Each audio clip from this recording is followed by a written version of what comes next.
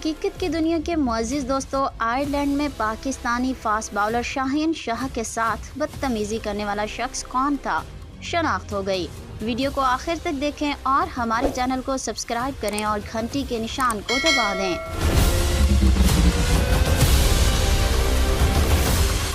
Ireland میں شاہین آفریدی سے تماشائی کی بدتمیزی۔